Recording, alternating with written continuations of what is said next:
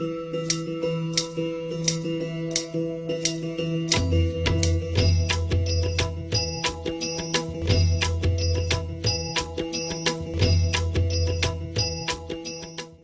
तहलका हरियाणा के सभी दर्शकों को सोनल दहिया की तरफ से नमस्कार, जय श्री राम। नवरात्रों का मौसम चल रहा है और साथ चल रहा है रामलीलाओं का दौर। जी हाँ, देश भर में छोटे छोटे कस्बों से लेकर बड़े बड़े शहरों में रामलीलाओं का मंचन दशहरे से 10 दिन पहले शुरू हो जाता है। ये तो आप सब जानते हैं कि रामलीला में भगवान श्री रामचंद्र के जीवन का, उनकी कथा का मंचन किया जाता है।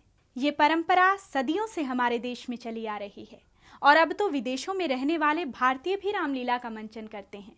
हमारे पौराणिक ग्रंथों में रामायण सबसे ज्यादा पढ़ी जाने वाली पुस्तक है। रामायण को केवल एक कथा के रूप में देखना गलत है।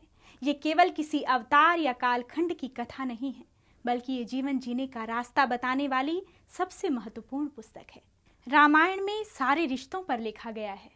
हर रिश्ते की आदर्श स्थितियां, किस परिस्थिति में कैसा व्यवहार करें, ऐसे ही कुछ बातें जानेंगे आज हम इस खास कार्यक्रम में, जिसका नाम है क्या कहती है रामायण।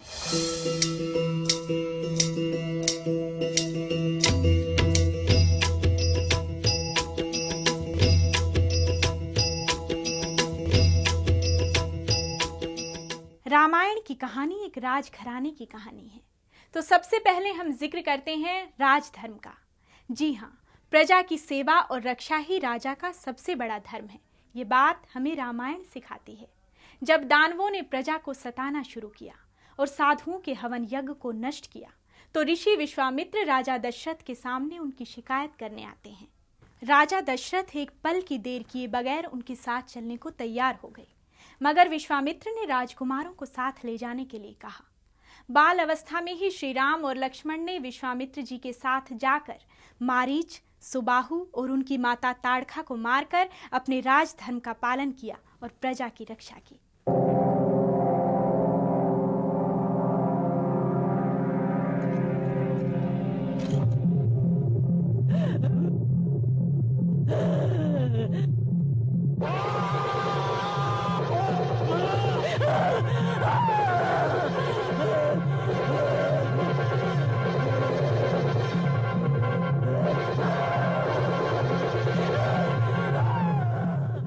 राजा दशरथ ने अपनी दाढ़ी में सफेद बाल देखकर तत्काल अपने सभासदों से विचार विमर्श करके श्री राम को युवराज घोषित कर उन्हें राजा बनाने की घोषणा भी कर दी। हम जीवन में अपनी परिस्थिति, क्षमता और भविष्य को देखकर निर्णय लें। कई लोग अपने पद से इतने मोह में रहते हैं कि क्षमता न होने पर भी उसे छोड़ना नहीं चाहते। आप सबकी अनुमति लेकर मैं अपने ज्येष्ठ पुत्र राम को राज्य का सारा भार सौंपना चाहता हूं। मैं शीघ्र ही राम का अभिषेक करना चाहता हूं। यदि मेरा यह प्रस्ताव आप सबको अनुकूल जान पड़े, यदि आप सब मेरे इस विचार से सहमत हों, तो उसके लिए सहर्ष अपनी अनुमति प्रदान करें। राजा बनने जा रहे श्री राम ने पिता के वचन के अनुसार 14 साल का वनवास बिना किसी विरोध के स्वीकार करके पितृभक्ति और वचनबद्धता का अनूठा उदाहरण पेश किया है। इससे हमें शिक्षा मिलती है कि हमें अपने माता पिता के प्रति निष्ठावान बनना चाहिए और विपरीत परिस्थितियों को स्वीकार करते हुए उनमें भी विकास की संभावनाएं तलाश करनी चाहिए। लगता है मेरे कोई पुण्य जाग उठे, जो आपकी आज्ञा से मुझे वहां जाने का अवसर मिल रहा है, जहां ऐसे ऐसे महान ऋषियों और मुनियों के दर्शन कर सकूंगा, जिनका तेज तीनों लोगों को प्रकाशित कर सकता है। मां, मेरा तो चारों ओर से कल्याण हो गया। पिता की आज्ञा का पालन, मां की इच्छा का अनुकरण,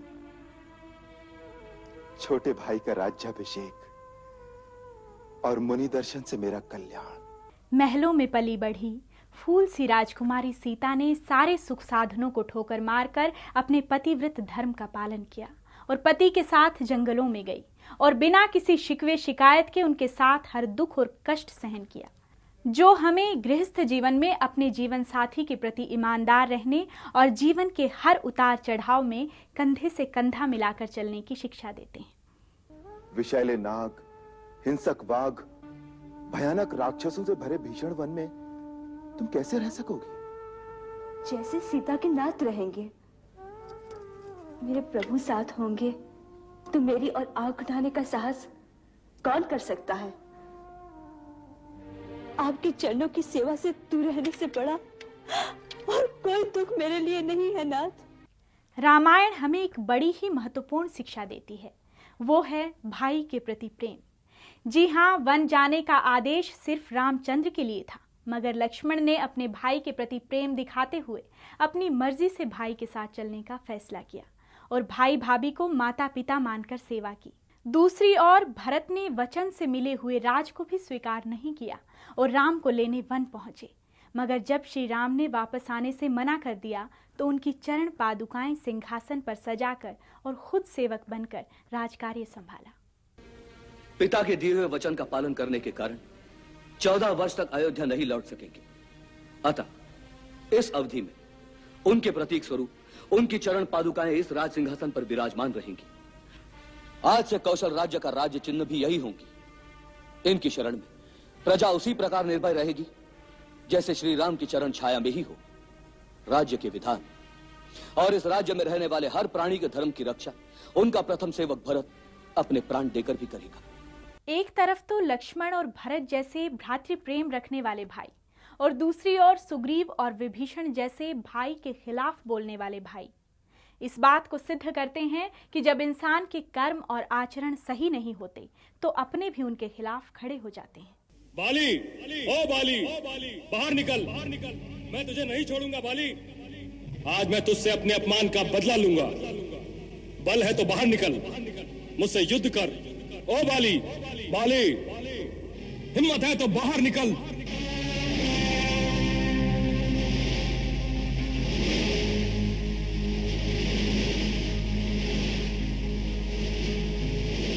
जब धर्म और रिश्तों की बात आती है तो हमेशा धर्म को ऊंचा स्थान दिया जाना चाहिए। ये शिक्षा हमें श्री राम की माता कौशल्या देती हैं। जब भरत राम को वन से वापस चलने के लिए मना रहे थे और रामचंद्र जी मना कर रहे थे तो दोनों की सहमति से फैसला माता कौशल्या द्वारा होना तय हुआ। माता कौशल्या ने कहा कि तुम दोनों अपने धर्म का पालन करो, मतलब दोनों के लिए पिताजी के वचन पूरा करना ही सबसे बड़ा धर्म है और वचनों के अनुसार राम 14 साल तक वनवास में रहें और भरत अयोध्या का राज्य संभालें। माँ स्वार्थी नहीं होती। राम के अयोध्या जाने से मुझे सुख होगा, इसलिए क्या उसके कर्तव्य, उसके धर्म से विमुख होने की आज्ञा मैं उसे दे दूं? भरत, तुम्हारी पीड़ा से मेरा दुख कम नहीं है, परंतु मैं अपने मोह को राम के सत्य मार्ग की बाधा नहीं बना सकती। हमारे खास कार्यक्रम में अभी वक्त है एक छोटे से ब्रेक का। बने रहिए एवं तहलका हरियाणा के साथ।